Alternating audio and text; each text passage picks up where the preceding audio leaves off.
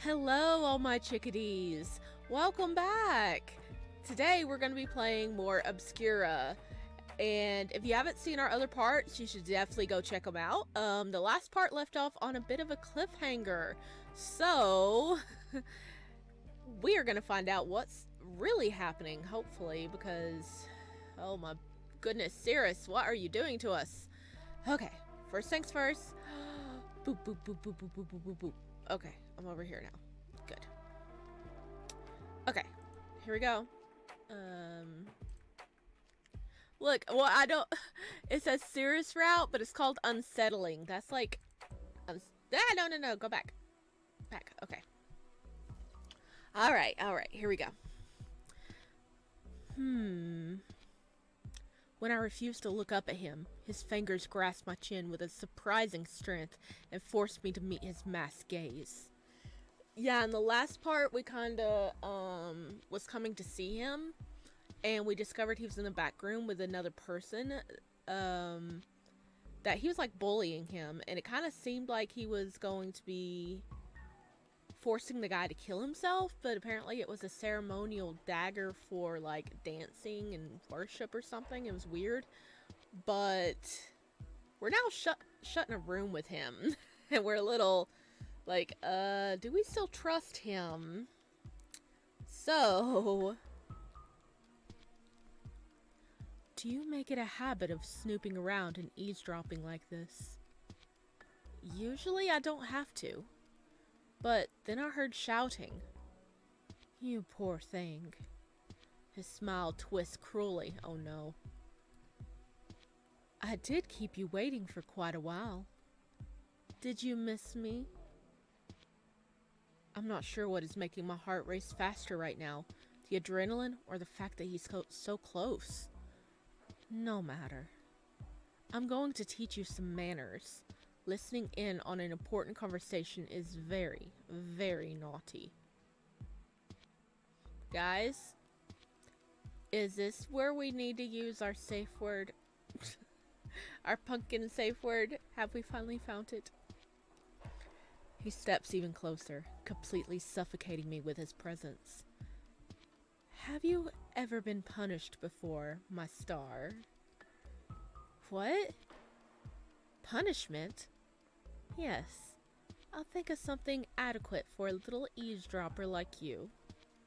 Of course, since it is your first infraction, I'll go easy on you, but penance is of the utmost importance down here, and I think you'd better keep that soul of yours unblemished.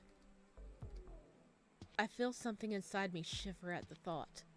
His words sound like the most delicious promise, one that I'm all too happy to help fulfill. Yes, I'm... Hush, little star. As much as I enjoy the sound of your voice, you really do talk too much. He takes a step back, finally allowing me a bit of personal space. Then he immediately turns around and makes his way to one of the minimalist wooden shelves in the corner of his room. There's barely anything in here, save for sleeping arrangements and some storage. His shelves, on the other hand, are crammed full of jewelry, books, and small, neatly labeled vials. It's the vials he's aiming for, as a long digit reaches out to brush over one of their corks. I'm wary of his every move, and when Cirrus is back in front of me, two of the mysterious vials in hand, I tense up. I'm aware the situation may have you a little on edge, but I need you to trust that this is for your own good. His expression falls, and in that moment, I wish I could see his eyes. What would I find if I looked deep within? But the more I think about it, the less I understand. Please. For the first time I hear him beg me. It's a complete alien feeling. What do you have there? I try my hardest to keep my voice neutral as I ask.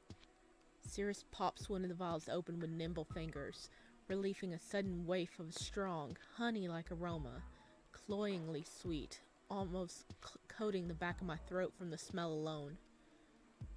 I think we're staring at each other now.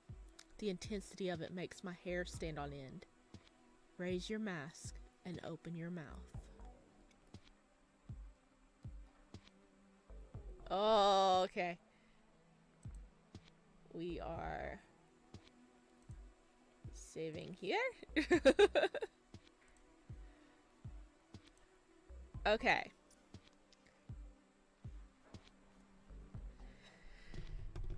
Okay. Should we trust him? Should we trust him? We have our safe word.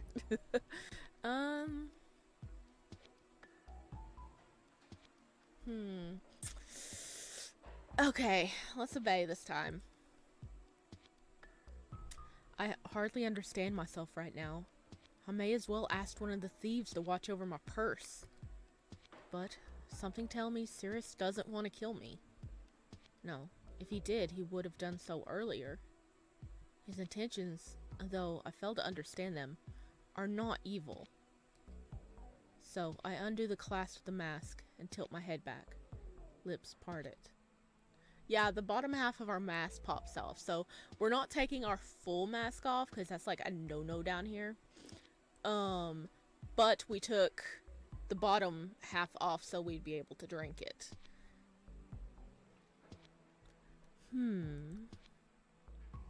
Perfect. So very perfect. Such an obedient little thing. He approaches, and the first trickle of liquid hits my tongue. The nectar is just as thick as the initial smell, but now that it runs over my taste buds, I'm overwhelmed by the flowery, syrupy aftertaste. I feel it sticking to my lips like a glaze, and when he continues pouring, it trickles down my chin. It doesn't taste bad, but something feels off. As the liquid settles in my stomach, I feel strangely aware of everything. The way my nails scrape over the skin of my palms, the way my chest expands with every new breath, the fragrance of the incense and how it clouds my mind. I promise you, it's just temporary. He speaks in a soothing, measured way. What's temporary? Cirrus's hand rests on my shoulder, and while I feel every digit through the cloth, the sensation of him trailing those fingers down the length of my arm should just elicit a small shiver. Instead, it feels like a sharp, cold wave that borders on actual pain, taking me entirely off guard.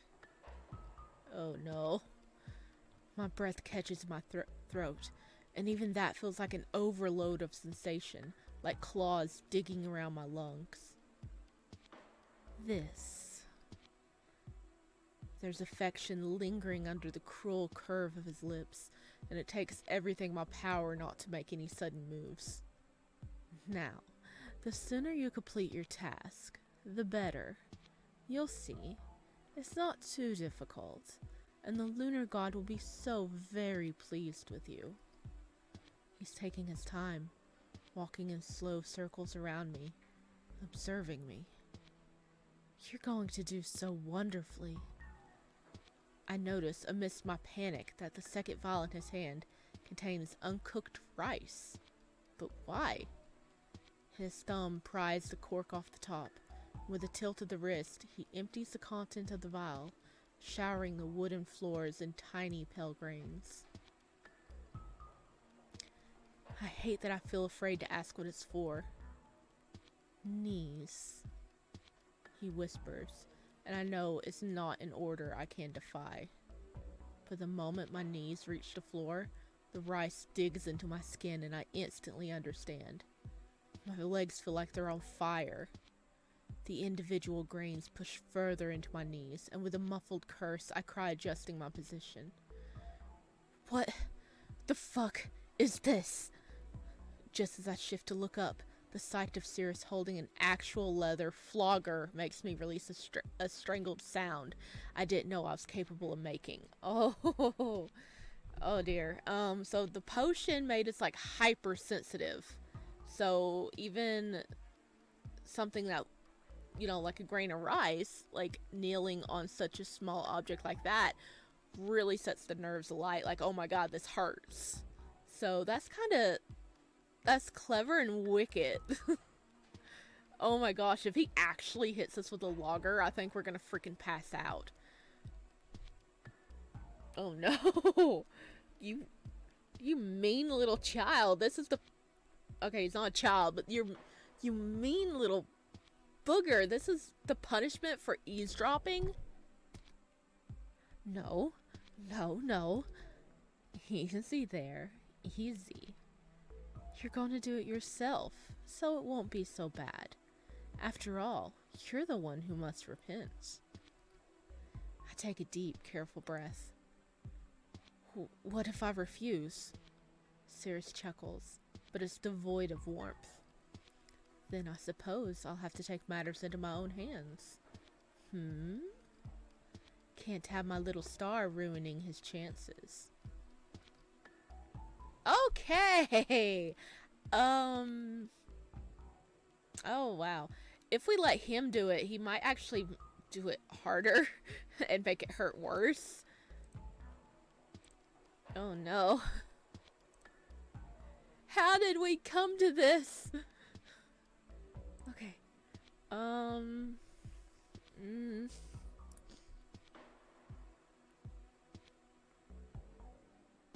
So either, if we let him do it, he's probably gonna make it worse, but at the same time he knows the effect.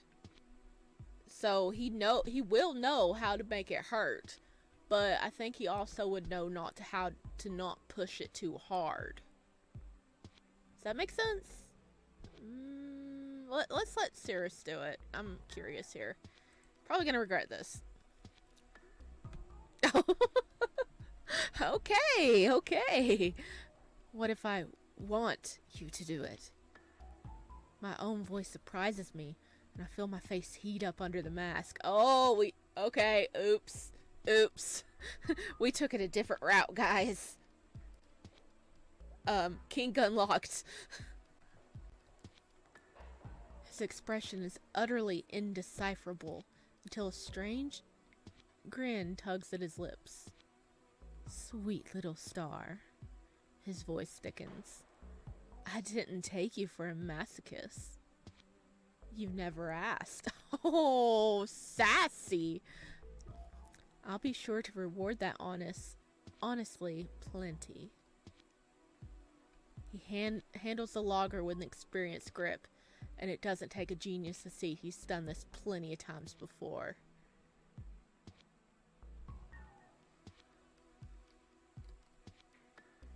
New picture, guys!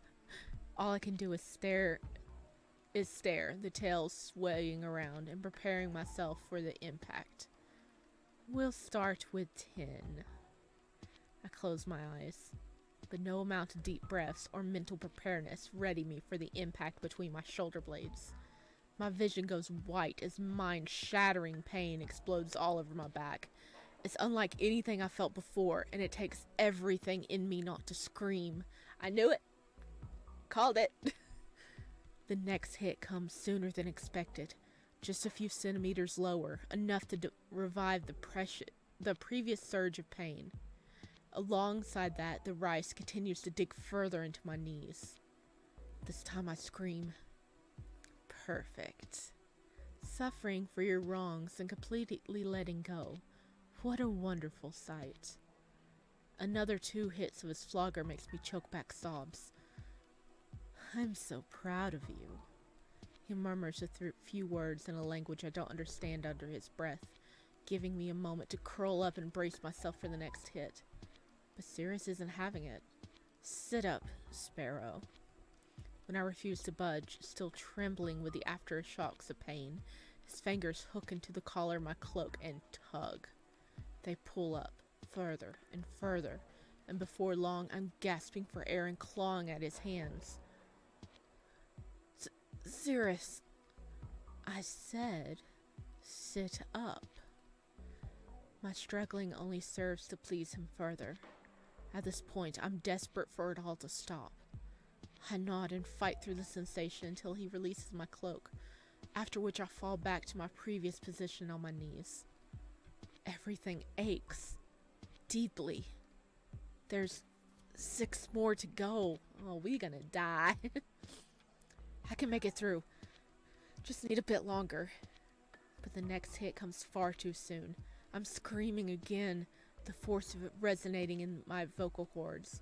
Each individual tail flick leaves trails of fire searing across my back. As the flogger traces a figure 8 across my skin, my throat tightens up. Please, God. I feel warm tears dripping down my face. He takes a deep, satisfied breath. That's it. Beg for forgiveness. By the time I receive the final hit, my vision goes blurry and I realize my senses are dulling again. A pleasant numbness washes over me. Darkness quickly engulfs my senses. I'm not conscious long enough to realize that my body has already collapsed to the floor. Oh my gosh. By the time I come to, I'm surrounded by the smell of cotton. I feel something warm and soft on my arm. It's just the right, lukewarm temperature. Something like a damp cloth, gently dabbing away the sweat and grime on my skin. I keep my eyes closed, fearing it might stop if I happen to open my eyes. The cloth is removed, and I hear the sound of water dripping. When the sensation returns to my other arm, I almost exhale in relief. It feels so comforting that I'm tempted to drift off again. It's when the cloth runs up the side of my neck that my breath hitches. Are you awake, little star? Darn. I decide not to respond. His thumb crawls up over the edge of my ear, and with a deliberately slow, ghostly touch, he runs it across the shell until he reaches the lobe and gives it a pinch that makes something inside me tingle. Your body is betraying you. Open your eyes, Sparrow. Talk about playing dirty. I shift on the mattress underneath me. Do all priests make it a habit to fondle their visitors during their sleep? Mouthy from the moment you wake up, I see. I bite back a response and take a moment to reassess my situation. The effects of the syrup has long since worn off, though I'm left with a little sensitivity sparking up here and there. Do you want some water? His sudden kindness surprises me this time, and I nod in response. I hadn't realized how parched I really am. Wait here. Well, I got frickin' tortured a few minutes ago, so at least he's trying some aftercare and being nice. But we straight up got tortured, okay? Cirrus quickly makes his way out of the room, leaving me alone and disoriented. I need time to organize my thoughts. About that punishment, for example. After all, I now know for certain what kind of person Cirrus is. There's so many choices in this game. I'm going to miss some routes. Okay. I need to deal with this to get the ichor. The structure of the ritual was comforting. What the It was very enjoyable. Okay, okay. It's like, are you gonna go the masochist route? Are you a masochist? Oh dear. Yeah. Well, we do need to deal with this to get the ichor. We do. The structure of the ritual was comforting. Well, I don't know. He did have structure to tell us what was going on and everything, but it was still, yeah. It was very enjoyable. No, it wasn't. You were in pain. You were screaming. I know some people are fine with that, but oh gosh. We're just gonna. Okay, this is probably gonna send us off the path, but I need to deal with this to get the ichor. I don't have a choice in this. It's a disgusting situation I found myself in, and there's no chance of wiggling myself out now. Not when it's my only lead. Okay, so now he's turned around to, I hate this. Should I change it? Should I change it? It was...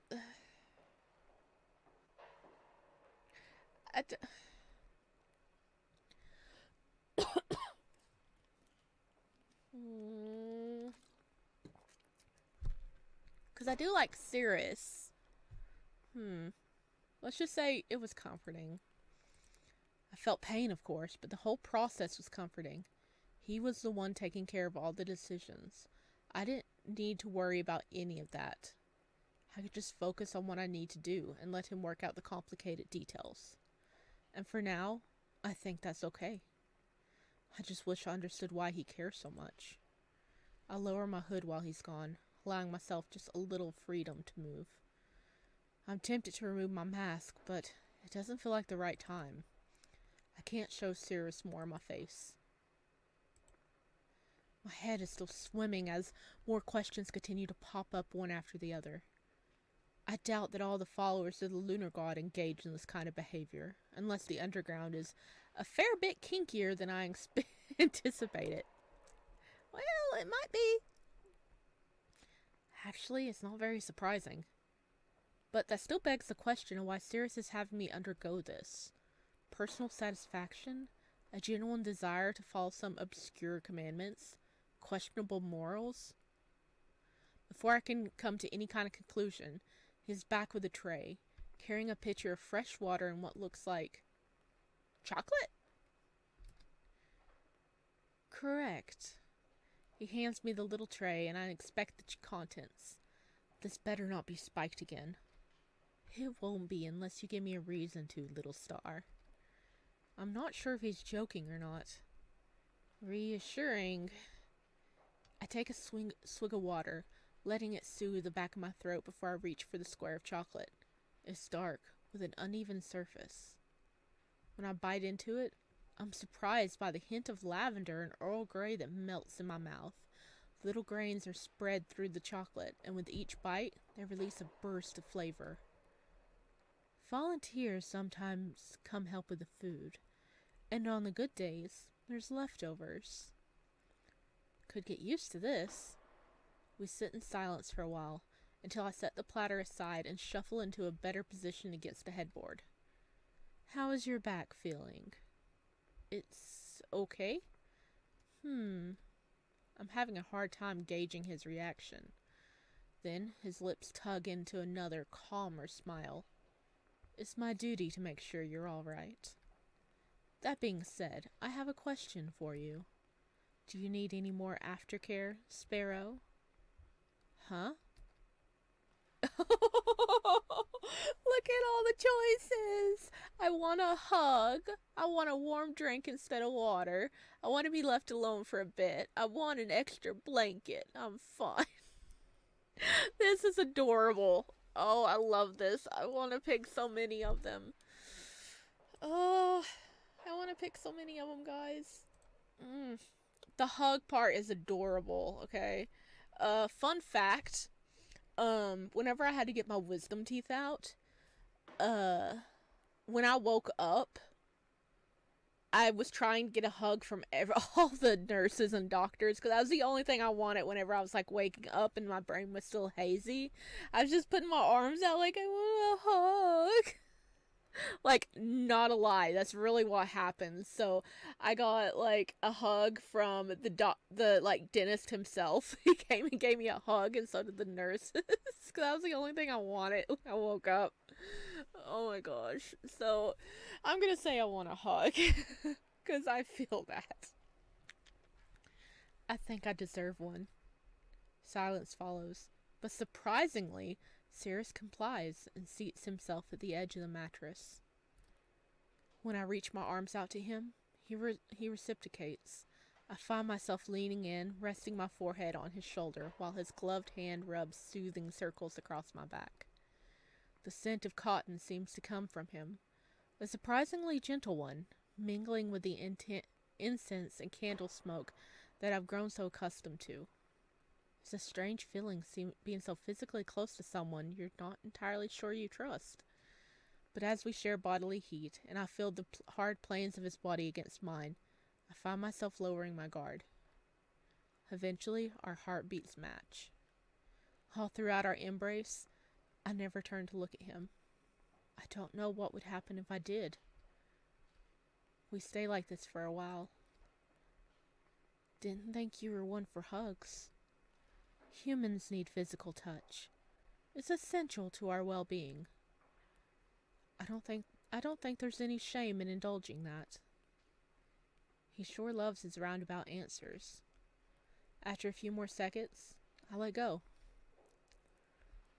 Before I forget, my star, I've got some news regarding the notes.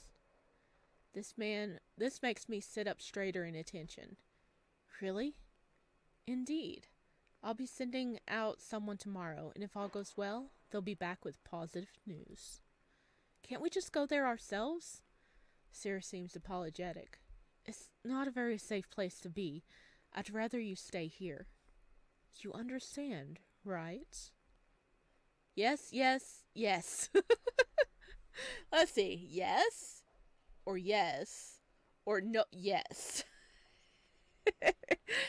This seems like a good option. Yes. I'm glad. Why?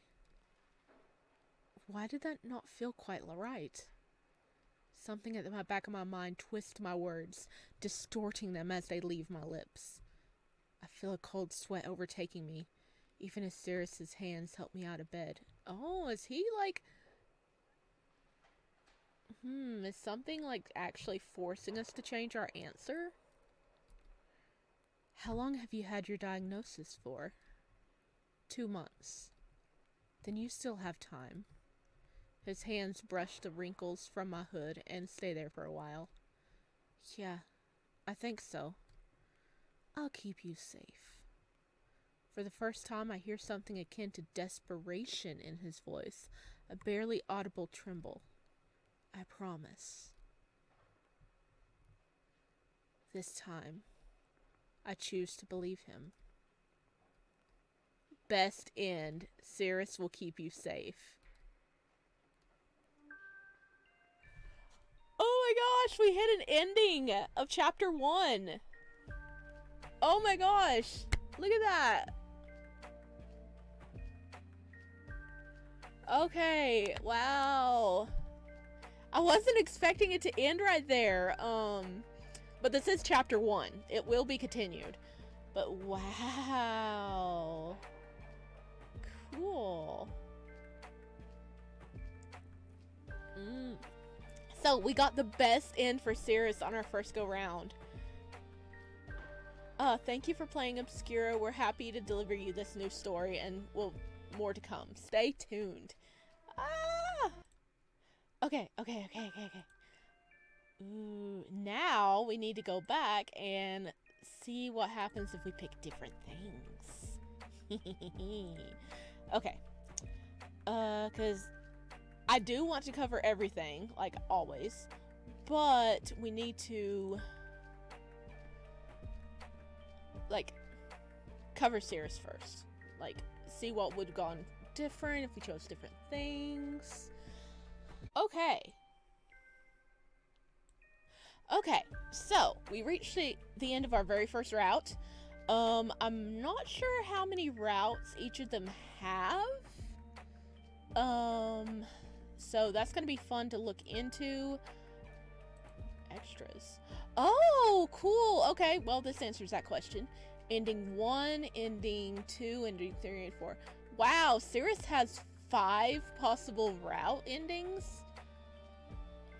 Okay, so, and the other 5 are for cures. So apparently there's only 2 people we can go after right now, but I know I think there was more, right? But best end, he'll keep you safe. So does that mean we have like bad ends and good ends and stuff?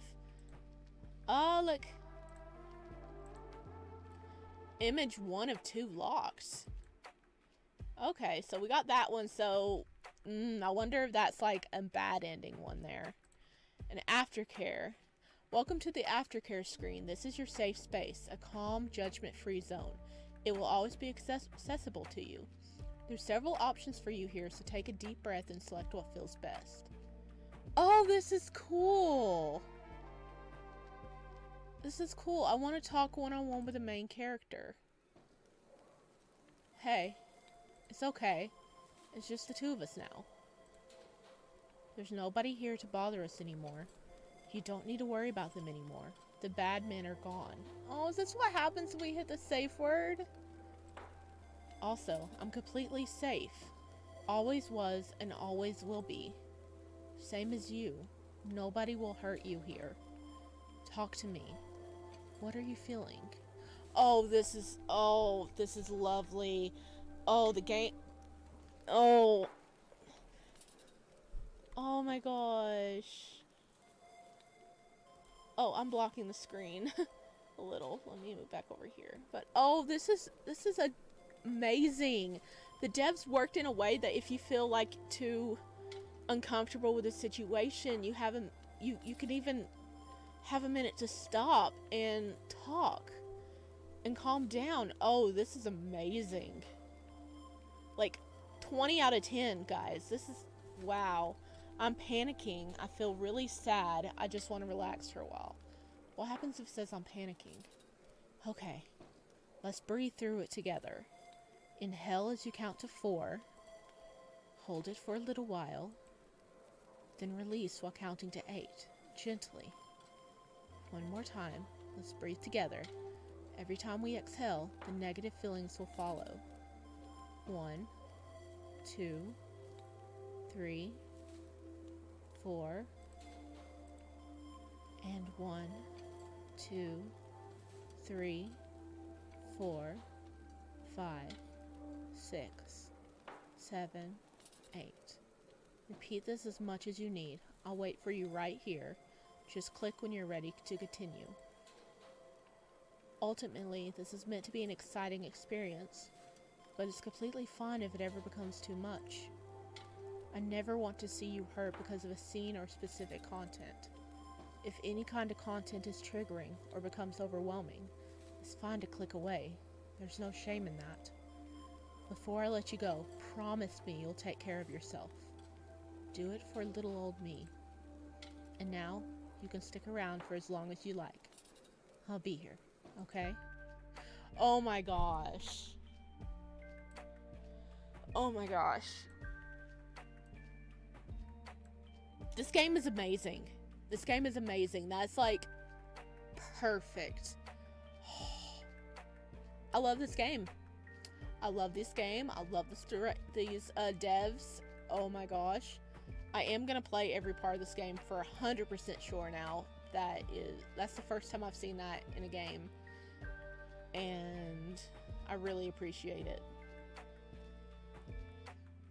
Okay, I'm gonna end this part here. I hope you guys enjoyed it, and I hope you guys will be back to follow me on the rest of this journey.